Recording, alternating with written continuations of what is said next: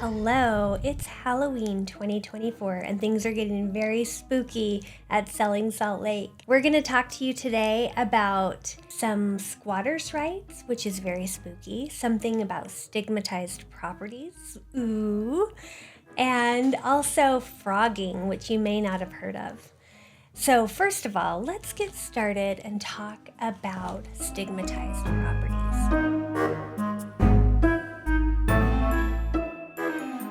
Did you know that there is a thing called squatting, and it is a pathway to home ownership, but it's complicated.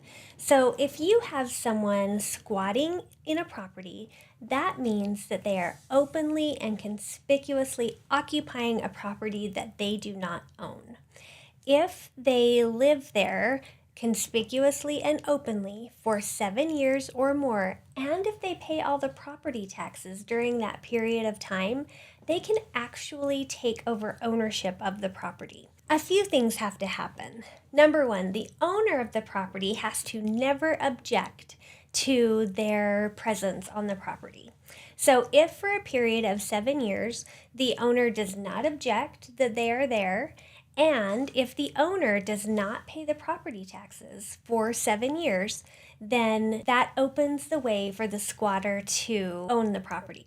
Now, if you're a savvy property owner, you could let somebody live there for 6 years without any indication that you know they're there, and you could potentially not pay your property taxes, risky, for 7 years and allow them to pay the property taxes, and then in the last year just go ahead and kick the squatter off the property and pay the property taxes yourself, and then you would not lose the property.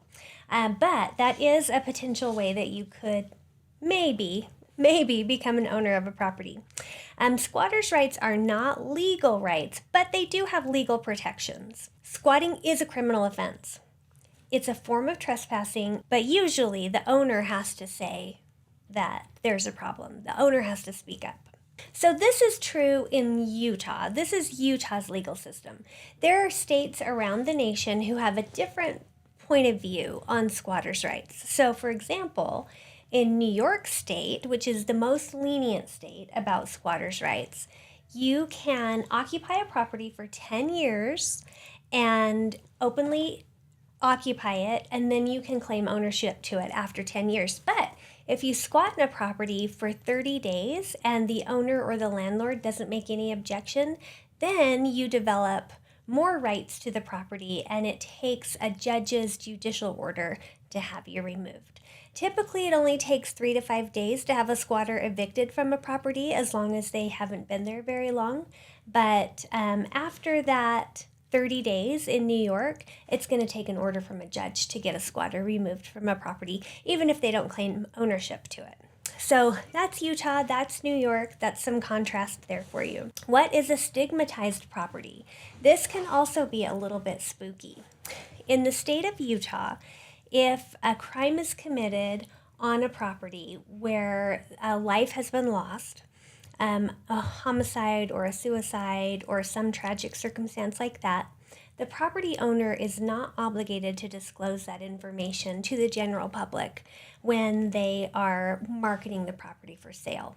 So there is a potential that if you're purchasing a property and you don't know that a crime has been committed there, the seller is not obligated to tell you about that, because that whatever happened, the circumstances that transpired don't actually physically affect the value of the property.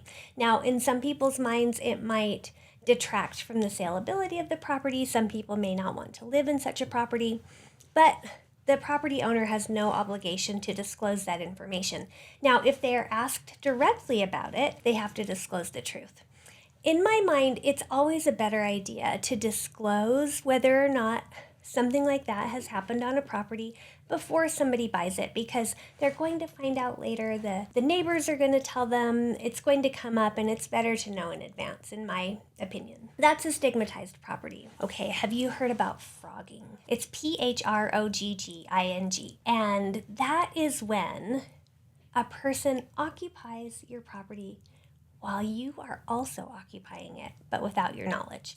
So cast your mind back to the 2020 phenomenon, Oscar-winning film Parasite. That film displayed a situation where a whole family lived in a property with the owner's family, and the owner's family didn't know.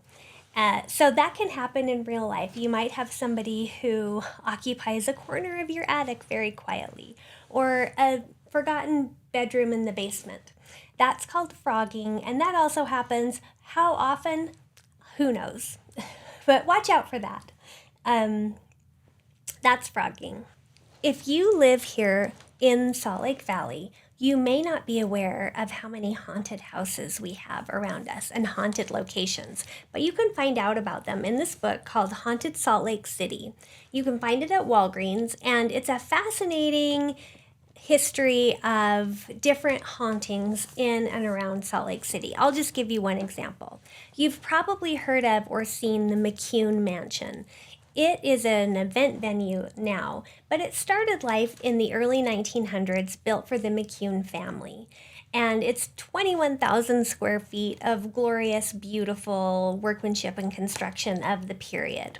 It was renovated in the late 1990s, early 2000s, and since then it's been an event venue. But there are all kinds of stories about sightings and hauntings at the McCune Mansion. There is a story about a picture that's hung in the drawing room that depicts a line of ballerinas, 12 or 13 years old, and a mirror across the room. And if you look in the mirror, sometimes you can see a ghost come out of the painting. One of the ballerinas pops out. There are stories of Elizabeth, who is a ghost who lives in the kitchen and keeps people company by, maybe moving a bowl down the counter, or flickering the lights, or making her presence known in that way. So there are a lot of stories about the McCune Mansion and its resident ghosts, all of them apparently friendly, and that's located in the Marmalade District, just right off Capitol Hill in Salt Lake City. But if you want to find out about haunted cemeteries, bars, the old prison, you can find all those stories here in our own Haunted Salt Lake City. Happy Halloween from Selling Salt Lake. I'm Marilee Rowley. This has been Real Estate Real Talk. I'm your host. I'm joined today with our two producers, Camaro Holt and Kat Aspel. Have a great holiday, and we'll see you next time.